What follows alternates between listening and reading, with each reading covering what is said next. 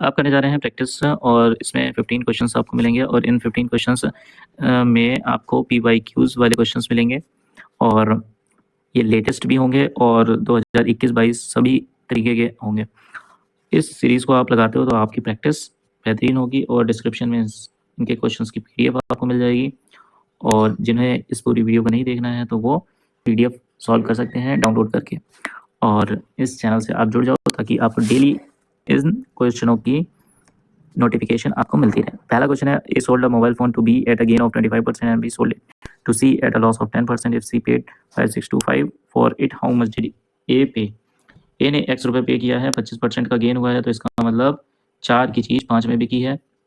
10% का loss B ने किया है तो इसका मतलब 10 की चीज़ 9 में बिकी है और सी ने पेड किया है 5625 तो इसका मतलब है 9 6 54 9 2 18 9 5 45। 5 से इसको काटिए, 5 125, 125 का 4 गुना कितना होता है 500 और गुणे 10 यानी 5000। 5000 आपका राइट आंसर होगा। The profit earned by selling an article for 832 is equal to the loss incurred when the article is sold 448।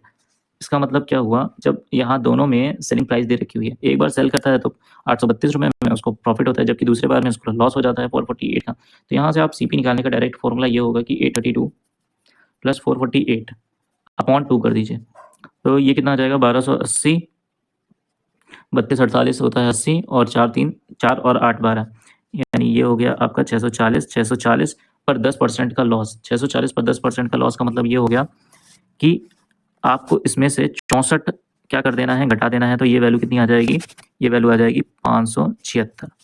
ठीक है, सवाल आपको समझ में आ गया होगा। 64 क्यों घटाया, 640 का 10% आप निकालोगे तो कितना आएगा 64, 64 आप घटा दोगे तो कितना आ जाएगा 576। 576 आपका राइट आंसर हो जाएगा। The mark price of an article is 625 and discount is 32%, profit is 25, तो प्रॉफिट परसेंटेज पूछा है वो भी करेक्ट नहीं है इसने। तो 625 रुपये MRP है, 32% का डिस्काउंट दिया तो 100 रुपये की चीज़ आपने 32 में अगर डिस्काउंट दे करके बेची तो इसका मतलब 68 रुपये में बेची होगी तो ये आपका आ जाएगा SP।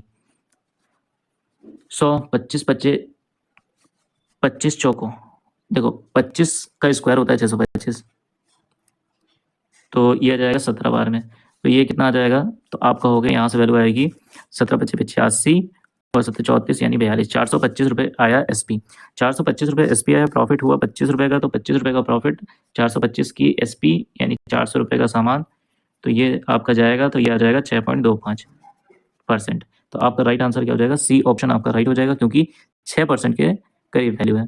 अगर ये 6.5 से आगे बढ़ जाता तो हम 7% के करीब ले जाते हैं। आपने पढ़ा होगा नंबर सिस्टम में। On simple interest, a certain sum becomes 5920 in 6 years and 72,000 in 10 years. Rate of interest had been 2% more than in how many years would the sum have become 76000? तो देखो इसको सबसे आसान तरीका यही है कि आप बेसिक से लगाओ। 10 से 6 घटा दो आ जाएगा 4 साल और 72,000 में से 59200 घटाओ तो यहाँ से वैल्यू आएगी 12,800। ठीक है, 12,800 आ जाएगी। एक साल में आपको कितना मिल गया, एक साल में आपको मिल गया 4 तिहाई 12 4 दूना 8 3200 मिल गया। ठीक है, और 6 साल में आपको कितना मिल जाएगा, तो आप बोलोगे 19200 मिल जाएगा। जबकि अमाउंट आपको मिला है 6 साल में 59200, आप माइनस करोगे तो आपको प्रिंसिपल मिल जाएगा 40,000।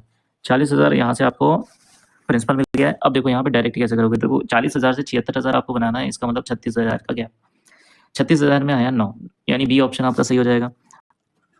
ठीक है, कैसे किया मैंने, देखो 40,000 है, अब 40,000 का ये बताओ कि 3200 कितने परसेंट है, तो आप कहोगे 4 अट्ठे 32 यानी 8% है। सिंपल सा आप यही कहोगे क्योंकि एक साल का समय है, 3200 रुपये इंटरेस्ट है, 40,000 प्रिंसिपल है, तो 8% हुआ। हुआ कि नहीं हुआ, तो अब 2% आपने बढ़ाया तो यानी अब रेट क्या हो गया, न्यू रेट हो गया 10% का। 10% हो गया यानी 40,000 का 10% कितना हो जाएगा, तो आप कहोगे 40,000 का 10% हो जाएगा 4,000। ठीक है, 4,000 हो जाएगा, जबकि ये तो आपका 36,000 चाहिए, यानी इसका क्या कर देंगे 9 गुना समय, तभी तो 36,000 आएगा। तो आपका आंसर क्या हो गया 9। A certain sum is deposited for 4 years at a rate of 10% per annum on compounded interest compounded annually. The difference between the interest at the end of 2 years and that of the end of 4 years is 5082.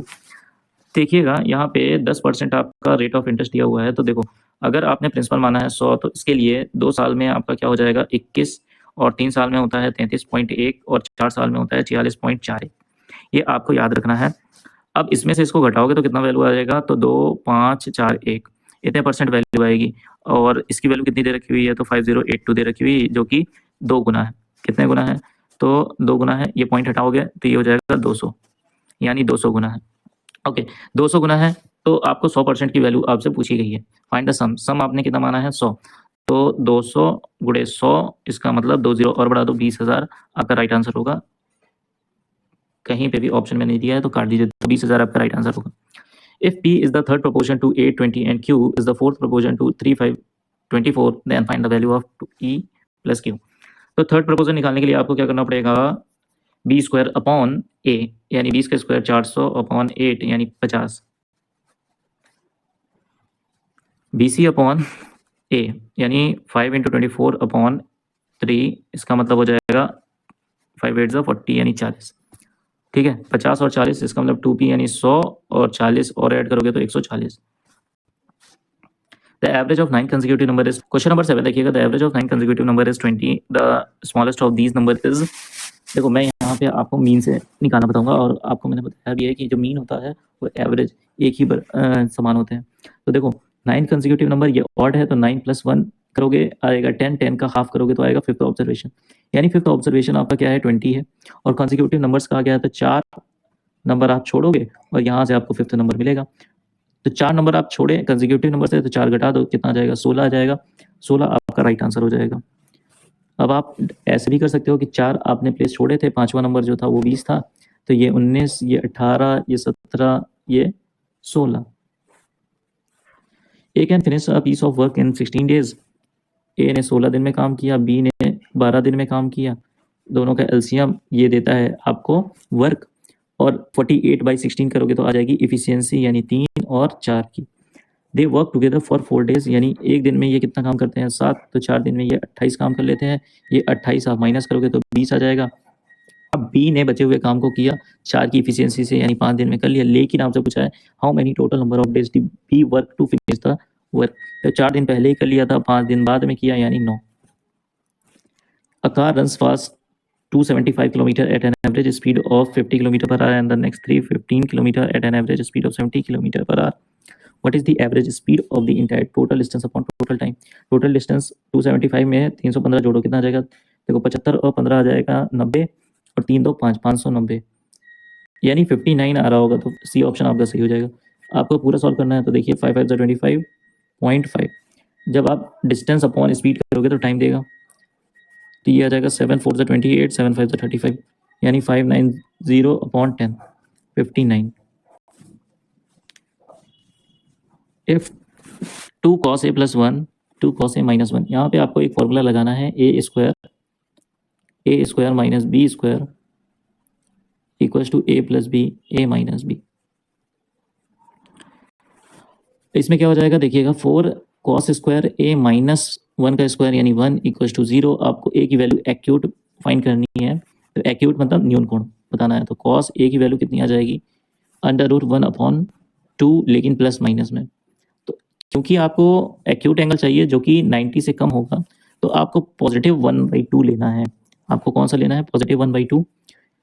तो a की value कितनी आ जाएगी, यहाँ से a की value आ जाएगी 60।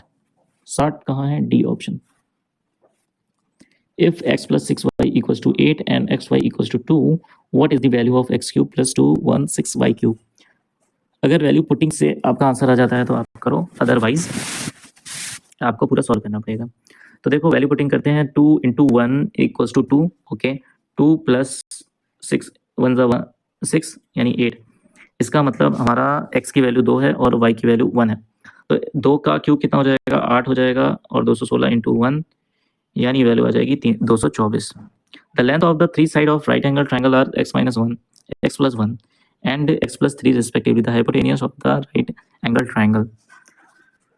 तो देखो हाइपोटेनस जो होता है, ये पूछा है the hypotenuse of the right angle triangle. Hypotenuse की वैल्यू, हाइपोटेनस जो होती है वो सबसे बड़ी साइड होती है, तो इसका मतलब x + 3 का स्क्वायर बराबर परपेंडिकुलर का स्क्वायर और बेस का स्क्वायर, है ना। तो x - 1 का होल स्क्वायर प्लस x + 1 का होल स्क्वायर, ये वैल्यू आपकी किसके बराबर हो जाएगी, तो आपका होगी ये वैल्यू हो जाएगी 2 टाइम्स ऑफ x² + 1 के बराबर हो जाएगी, और ये हो जाएगा x² + 9 + 6x। इसको सॉल्व करोगे तो आ जाएगा आपका एक्स स्क्वायर और प्लस का माइनस का 6x और माइनस का 7 बराबर 0। अब 7 के 2 फैक्टर करोगे तो 7 और 1, 7 वन जा 7 आ जाएगा, माइनस करोगे तो 6 आ जाएगा। ओके, तो x की वैल्यू यहाँ से X square minus 7 minus 1 x minus 7 equal to 0। यहाँ से वैल्यू कितनी आ जाएगी, तो देखो x माइनस 7 और यहाँ से आप करोगे तो प्लस x माइनस 7। x की वैल्यू आ गई 7, x की वैल्यू आ गई 7, x की वैल्यू अगर 7 आ गई तो 7 में से 1 गया 6, 7 में से 1 जोड़ोगे तो आ जाएगा 8, 7 प्लस 3 10, 10 आपका राइट आंसर होगा। ध्यान से समझिएगा, जल्दबाजी में 7 लगा करके ना आइएगा। आप इसको डायरेक्ट सोच भी सकते हो ट्रिपलेट से। The width of the path around a square field is 4.5 meter and its area is 105.75 meter square. Find the cost of the fencing path at the rate of 100 per meter. यानी आपको perimeter निकालना है। Width of the path around a square field, ये आपको homework question दिया जाता है, इसका जवाब आपको कमेंट में देना है। और इसके बाद वाला आपको 14th number question, 14 number question क्या है, what is the difference in the volume of the sphere of the radius 7 centimetre and that of the cone. अच्छा देखिए, वॉल्यूम क्या होता है स्फीयर का, वो होता है 4/3 पाई आर क्यूब। आर क्यूब का मतलब 7 का क्यूब 343 माइनस 1/3 कोन का वॉल्यूम होता है 1/3 पाई आर स्क्वायर यानी 7 का स्क्वायर 49 इंटू हाइट यानी 10। अब आप क्या कर सकते हो, यहाँ पे 1/3 और 22/7 को कॉमन ले सकते हो और ये हो जाएगा 4 तिहाई 12, 4 तिहाई 12 और 16, ये हो जाएगा 7 13 और यहाँ से वैल्यू आ जाएगी 490।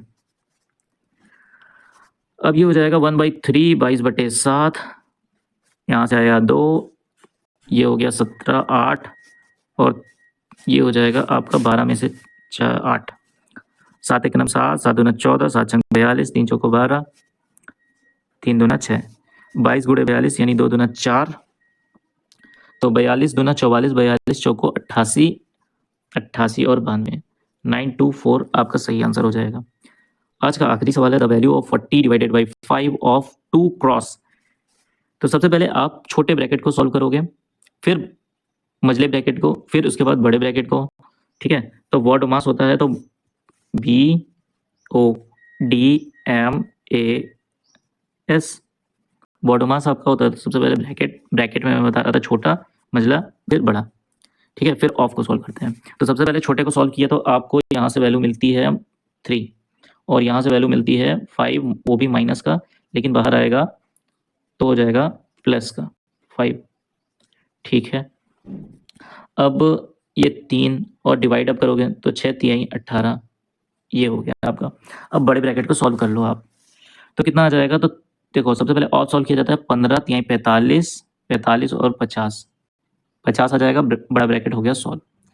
अब देखो यहाँ से आपका ऑफ आएगा सबसे पहले 10 और ये हो जाएगा 4, ये टोटल आपको 4 दे देगा, यहाँ से आ गया 4 और डिवाइडेड बाई 25। पहले डिवीजन होता है तो 25 दूना 50, फिर मल्टीप्लिकेशन होता है तो 8, 4 दूना 8 यानी सी ऑप्शन आपका सही हो जाएगा। तो ये थे आपके 15 क्वेश्चंस, आपको डिस्क्रिप्शन में इसके PDF मिल जाएगी। और वीडियो को आपने देखा, धन्यवाद। और चैनल से जुड़ जाएं ताकि आप अपनी प्रैक्टिस कर सको।